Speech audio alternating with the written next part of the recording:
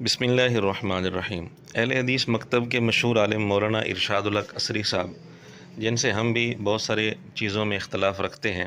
لیکن مرزے نے ان کے متعلق جو غیر مہذب زبان استعمال کی، ان کی بات کو غلط رنگ دے کر 2-3 منٹ میں ہی 1 درجن سے زیادہ ان پر انتہائی غیر مہذب فتوے داغ دیے، اور بنیاد یہ بنائی کہ عصری صاحب نے سیدنا علی رضی اللہ تعالیٰ عنہ کے متعلق کہا ہے کہ ان کا دماغ لوگوں نے خراب کر دیا تھا اور دماغ خراب کر کے ان سے جنگیں کروائیں۔ حالانکہ انہوں نے یہ الفاظ نہیں کہے تھے، ان کے الفاظ کو مرزے نے غلط رنگ دیا۔ مرزے کے یہ سارے فتوے ہم ایک کلپ میں پیش کر چکے ہیں، جس کا لنک آپ کو ڈسکرپشن میں یا کومنٹس میں مل جائے گا، اور ہم نے مرزے کے اصول کو ہی بنیاد بنا کر وہ سارے فتوے خود مرزے کو گفٹ کر دیے تھے، کیونکہ مرزا خود ان فتووں کا سب سے زیادہ مستحق تھا۔ آج کے کلپ کا مقصد یہ ہے کہ جن الفاظ کی بنیاد پر مرزے نے عصری صاحب پر 1 درجن سے زیادہ فتوے لگائے تھے، عصری صاحب نے تو اس طرح کے الفاظ نہیں کہے، لیکن نہج البلاغہ میں اس طرح کے الفاظ موجود ہیں۔ نہج البلاغہ میں خطبہ نمبر 27 کے تحت سیدنا علی رضی اللہ تعالیٰ عنہ کے الفاظ ہیں: قاتلکم اللہ، اللہ تمہیں برباد کرے، لقد ملأتم قلبی قیحا، تم نے میرے دل کو پیپ سے بھر دیا، وشحنتم صدری غیظا، میرے سینے کو غصے سے بھر دیا، وجرعتمونی نغب التہمام انفاسا، تم نے مجھے یکے بعد دیگرے پریشانیاں پہنچائیں، وافسدتم علی رأیی بالعصیان والخذلان، اور تم نے مجھ پر میری رائے کو فاسد کر دیا، خراب کر دیا، نافرمانی کر کے اور میرا تعاون چھوڑ کر۔ حتی لقد قالت قریش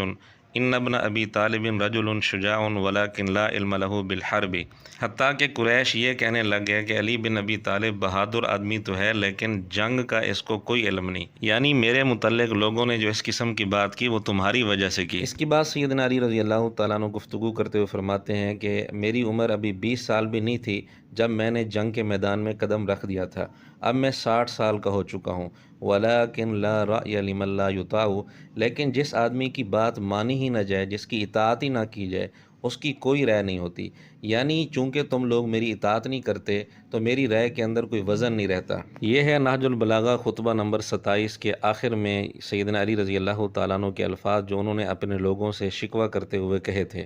اب اس میں غور کریں، جملہ ہے افسدتم علی رأیی، تم نے مجھ پر میری رائے کو فاسد کر دیا، خراب کر دیا۔ تو اس طرح کے الفاظ نہج البلاغہ میں تھے، لیکن مرزے نے ان الفاظ کو بنیاد بنا کر اور عصری صاحب کی طرف غلط منسوب کر کے ان پر فتوے لگا دیے۔ اب ہم نے نہج البلاغہ سے یہ الفاظ دکھا دیے، اور مرزا بہت دفعہ نہج البلاغہ کا حوالہ دے چکا ہے، مرزا مانتا ہے کہ یہ شیعوں کی مشہور کتاب ہے، اور اسی میں سے ہم نے یہ الفاظ دکھائے ہیں۔ اب اگر مرزے کے اندر منافقت نہیں ہے، مرزا اگر مرد کا بچہ ہے تو میدان میں آئے اور وہی 12 فتوے جو اس نے عصری صاحب پر لگائے ہیں وہ نہج البلاغہ کے مصنف پر بھی لگائے، نہج البلاغہ چھاپنے والوں پر بھی لگائے، نہج البلاغہ کی تعریف کرنے والوں پر بھی لگائے، اور اگر مرزا ان پر یہ 12 فتوے نہیں لگاتا تو اس کا واضح مطلب ہے کہ مرزا منافق ہے، منافق ہے، منافق ہے، اور اس کے اندر سیدنا علی رضی اللہ تعالیٰ عنہ کی محبت نہیں بلکہ ان کے نام کو غلط استعمال کرتا ہے۔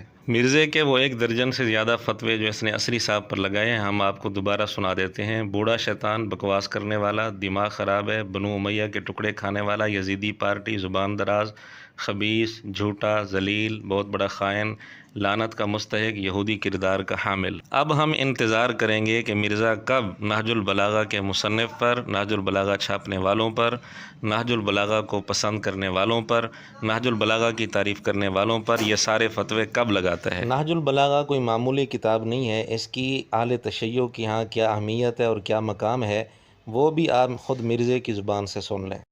اور یہاں پر میں سنی اور شیعہ عوام کے لیے تمہیداً کچھ باتیں عرض کر دوں، کیونکہ میں نے جس کتاب کا حوالہ دینا ہے اس کا مقام اہل تشیع کے ہاں من عن اسی طریقے سے ہے جس طرح اہل سنت کے ہاں صحیح بخاری کا مقام ہے۔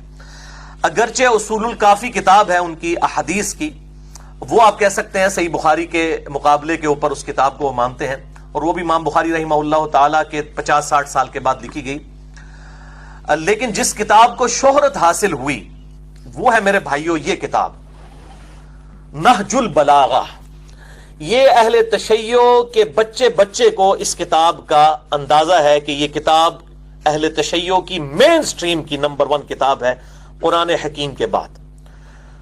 سیدنا مولا علی رضی اللہ تعالیٰ عنہ علیہ السلام کے خطبات کا یہ مجموعہ ہے